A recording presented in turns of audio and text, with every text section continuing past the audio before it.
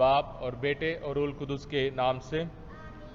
प्यारे भाइयों और बहनों, हमारे इस रोज़री के सफ़र में आज दुआ में अपने दिलों को इकट्ठे करने से पहले खुदा के हवाले अपने सारे परेशानी मुसीबतों को चढ़ाने से पहले हम माँ मरियम के बारे में, उसके महान कृपा के बारे में और भी कोई जानकारी हासिल कर लें। हमारी दुआओं में और इतिहास में माँ मरियम को हमेशा पुकारते हैं, उसकी सिफारिश मांगते हैं। खासकर अत्याचार सहने वालों ने माँ मरियम को बार बार पुकारा और रोज़री के दौरान, दुआओं के दौरान हम माँ मरियम को हमेशा कुंवारी कहते हैं। हमेशा कुंवारी, यानी माँ मरियम फरिश्ते के पैगाम के वक्त कुंवारी थी, माँ मरियम बेदाग थी, माँ मरियम प्रभु यीशु मसीह के पैदा होने के वक्त कुंवारी थी, बेदाग थी, और वही माँ मरियम अपने पूरे ज़िंदगी में माँ यीशु मसीह को जन्म देने के बाद भी हमेशा कुंवारी थी। इस बात को एक आम लफ्ज़ों के समान शायद हम समझेंगे, सोचेंगे, पर इन पर गौर करने की बहुत ज़रूरत है, क्योंकि आज के ज़माने में जब बहुत सारे मिशन हैं, बहुत सारे सोच विचार हैं, कहते हैं कि माँ मरियम को खुदा ने चुना था और माँ मरियम ने इस्तेमाल किया प्रभु यीशु मसीह की पैदाइश के लिए, उसके बाद उसको छोड़ दिया, या माँ मरियम सिर्फ थोड़ी देर के लिए खुदा के काम में आई, या सिर्फ प्रभु यीशु मसीह के पैदा करने के लिए, दुनिया में लाने के लिए माँ मरियम की ज़रूरत थी। तो उस पुराने ज़माने के गलत विचारें आज भी बहुत सारे हैं। जब हम माँ मरियम को हमेशा कुंवारी कहते हैं, माँ मरियम को बेदाग कुंवारी कहते हैं, माँ मरियम को आसमान पर उठाए ली गई कहते हैं, माँ मरियम को हमारी माँ कहते हैं, माँ मरियम को कलीसिया की माँ कहते हैं, अक्सर हम ये सोचते हैं, हमेशा ये गलत सोच विचार रखते हैं कि हम माँ मरियम पर गौर करते हैं, माँ मरियम पर सब कुछ माँ मरियम नहीं है, सब कुछ प्रभु यीशु है। प्रभु यीशु मसीह के खातिर माँ मरियम को शुरुआत से हर एक दाग से बचाया गया। माँ मरियम कुंवारी थी और माँ मरियम हमेशा के लिए कुंवारी रही। और इंसान होने के नाते हमारे सोच विचार अलग अलग हो सकते हैं, हमारे सोच विचार खुदा के पाक वचन के मुताबिक हो सकते हैं। हम आज इस रोज़री को शुरू करने से पहले सिर्फ 3 अलग अलग बातों पर गौर करेंगे।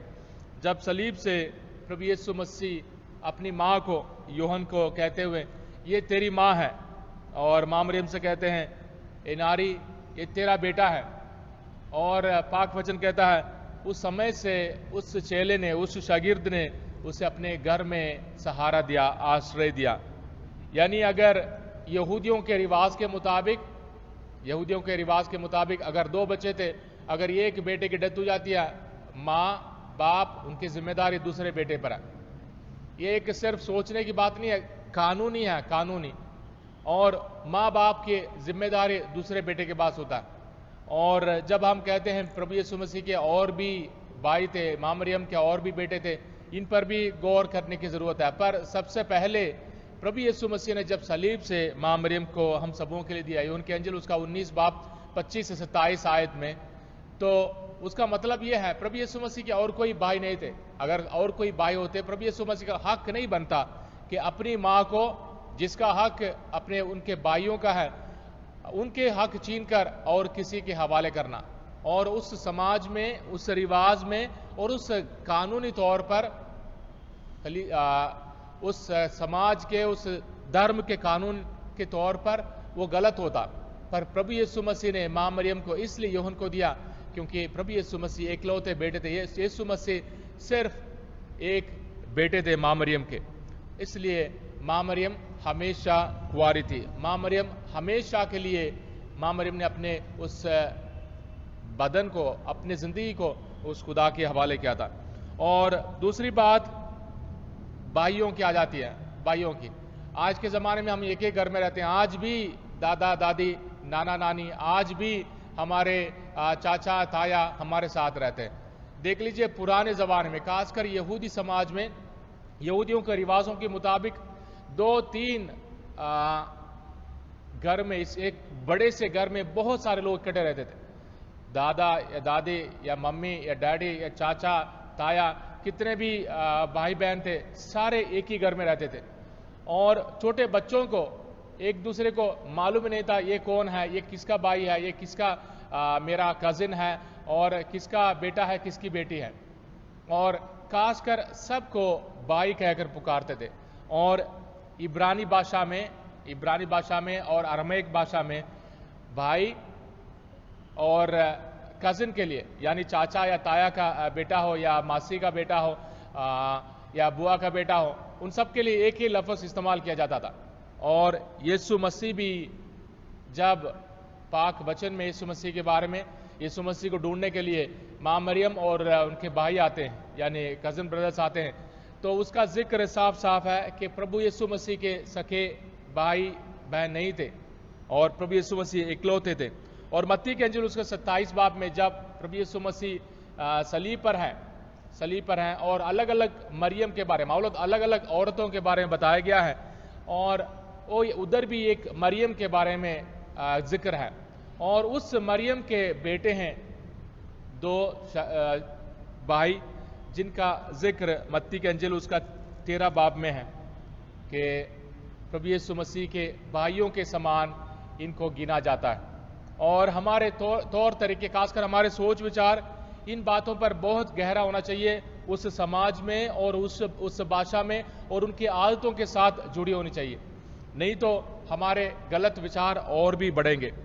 और तीसरी बात उस ज़माने में भी अपने आप को खुदा को अर्पण करते थे बच्चे और नौजवान लड़के लड़कियां, कि जिंदगी भर मैंने अकेले रहना, जिंदगी भर मैंने खुदा की सेवा करना, जिंदगी भर मैंने शादी नहीं करनी है, मैंने जिंदगी भर खुदा की सेवा करना है। ये रिवाज उस ज़माने में भी ये रिवाज थी। और माँ मरियम ने भी अपने यूसुफ से मुलाकात करने से पहले माँ मरियम ने भी मंदिर में अपने आप को समर्पित किया, अपने आप को खुदा के हवाले किया और अपने आप को इस महान वायदे के साथ खुदा के साथ बांध कर रखा, यानी खुदा को अर्पित थी और खुदा की थी और हमेशा के लिए अपने आप को कुंवारी के रूप में रखने के लिए वायदा किया था। इसलिए खुदा ने माँ मरियम को चुना और खुदा ने हम सबों को माँ मरियम को माँ के रूप में दिया, और माँ मरियम हमेशा कुंवारी है। और माँ मरियम को जब हम हमेशा कुंवारी कहते हैं, जैसे मैंने शुरुआत में कहा था, माँ मरियम के वजह से नहीं, प्रभु यीशु मसीह की वजह से। प्रभु यीशु खुदा का बेटा है, प्रभु यीशु मसीह खुदा है और उसकी माँ और किसी के नहीं बन सकती जिस्मानी रूप पर, उसकी माँ और किसी के साथ नहीं रह सकती जिस्मानी रूप पर। और इसलिए माँ मरियम को प्रभु यीशु मसीह रूहानी रूप पर हम सबों के लिए माँ के रूप में देते हैं, यूहन्ना के अंजील उसका 19 बाब में। तो आइए, जब भी हम माँ मरियम को पुकारते हैं, ऐ माँ तू हमेशा कुंवारी है, इन बातों पर विश्वास करें, गलत धारणाओं पर ना जाए, और कोई भी कुछ भी बोले, पाक वचनों पर विचार करें और उन्हें समझने की कोशिश करें, ताकि हमारे विश्वास और मजबूत हो जाएं और हम किसी भी गलत धारणाओं पर हम खो ना जाएंगे। आइए हम रोज़री को शुरू करें। हम अब अपने परिवारों के लिए, खासकर परिवार के सारे ज़रूरतों के लिए दुआ मांगे, हमारे भाई बहनों के लिए दुआ मांगे, बीमारों के लिए दुआ मांगे और कोरोना वायरस से पीड़ित सारे भाई बहनों के लिए दुआ मांगे।